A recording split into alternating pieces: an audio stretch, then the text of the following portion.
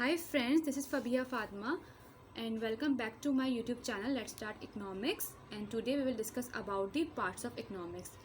जैसा कि हमें पता ही है कि हमने कल वाली वीडियो में देखा था कि इकोनॉमिक्स क्या है और बेसिक उसका इंट्रो डेफिनेशन पढ़ी थी और आज की वीडियो में हम उसकी इकोनॉमिक्स के पार्ट्स करेंगे कि इकोनॉमिक्स किस तरह से डिवाइड किया गया है।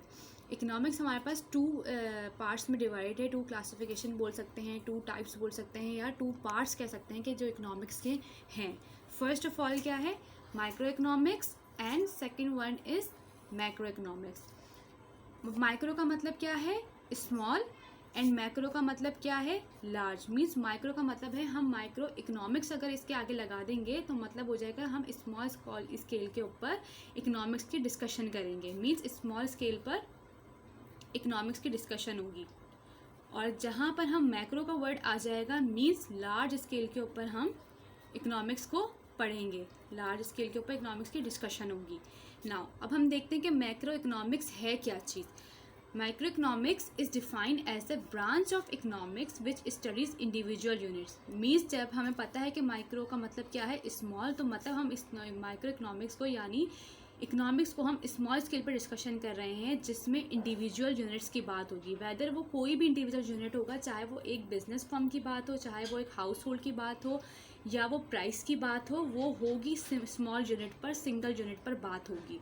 बट अगर हम मैक्रो इकोनॉमिक्स को देखें तो एज वी नो दैट कि मैक्रो का मतलब क्या है, लार्ज। मीन्स लार्ज स्केल के ऊपर हम डेफिनेशन मैक्रो इकोनॉमिक्स को देखेंगे। Means we study about which deals with the economy as a whole instead of individual aspect. Means के यहाँ पे हम एग्रीगेट इकोनॉमिक्स की बात कर रहे हैं, economy as a whole. For example अगर हम यहाँ पर एक कंपनी या एक बिजनेस यूनिट की बात कर रहे हैं माइक्रो में, तो हम मैक्रो के अंदर एक सिटी बिजनेस की बात कर रहे हैं। लेकिन अगर हम मैक्रो पे बात करेंगे तो वो जो बिज़नेस है, वो जो सिटी में बिज़नेस है, वो ओवरऑल पूरे कंट्री में किस तरह से चल रहा है, किस बेसिस पे चल रहा है, तो वो हम मैक्रो इकोनॉमिक्स के अंदर उस चीज़ को डिस्कस करेंगे। नाउ एग्जांपल में अगर हम ले लेते हैं तो माइक्रो की एग्जांपल क्या है, consumer, house hold, firm. Means single unit की डिस्कशन हो रही है माइक्रो में, और मैक्रो में मीन्स हम टोटल बेसिस पे बात कर रहे हैं। तो टोटल कंजप्शन जो यहाँ सिंगल कंजप्शन हो रही है, कंज्यूमर कर रहा है, लेकिन मैक्रो में हम क्या होंगे, टोटल कंजप्शन होगी। जो यहाँ फर्म में बिजनेस ओनर इन्वेस्ट कर रहा है वो सिंगल बेसिस पे कर रहा है, मीन्स एक फर्म के लिए कर रहा है, बट यहाँ पे टोटल इन्वेस्टमेंट की बात होगी कि जितनी फर्म्स उसकी पूरे कंट्री में है उसकी टोटल इन्वेस्टमेंट क्या है। ये एग्जाम्पल लेके हम चलेंगे। Micro economics examines how scarce resources are allocated. अब क्योंकि हम माइक्रो का मतलब छोटा है तो इसके अंदर माइक्रो इकोनॉमिक्स में क्या होता है कि हम अपने रिसोर्सेज को देख रहे थे, क्योंकि हमारे पास लिमिटेड रिसोर्सेज हैं तो हम उसको देख रहे होते हैं किस तरह से हम उनको एलोकेटेड करेंगे, किस तरह से उसको यूटिलाइज करेंगे अपने उन स्केयर रिसोर्सेज को। It also covers studies of product pricing, consumer behaviour, factor pricing, firms behaviour and industry location.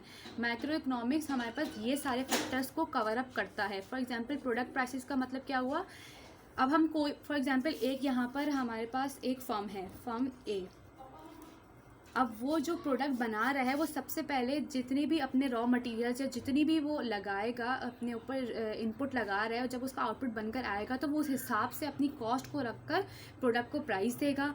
फिर वो एनालाइज करेगा क्या इसके ऊपर हमारे कंज्यूमर का बिहेवियर, मतलब क्या कंज्यूमर हमारा रेडी है इस प्रोडक्ट प्राइसेस को लेने पर, उसकी क्वालिटीज़ वगैरह को देख कर क्या वो रेडी है कि वो हमारे इस प्राइस पर इसको राज़ी है।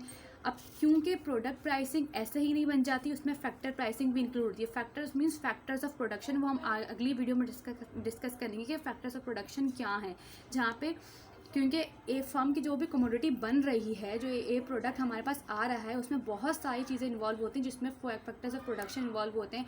ओनर की इन्वेस्टमेंट होती है, ओनर का रॉ मटेरियल होता है, लेबर होती है, बहुत सारे एक्सपेंसेस होते हैं। तो उसके हिसाब से हम प्रोडक्ट प्राइसेस अरेंज करते हैं, फर्म्स का बिहेवियर होता है, फिर इंडस्ट्री की लोकेशन मैटर करती है। इन सब चीज़ों के बाद हमारी कंज्यूमर बिहेवियर देखा जाता है, क्या कंज्यूमर एग्री है।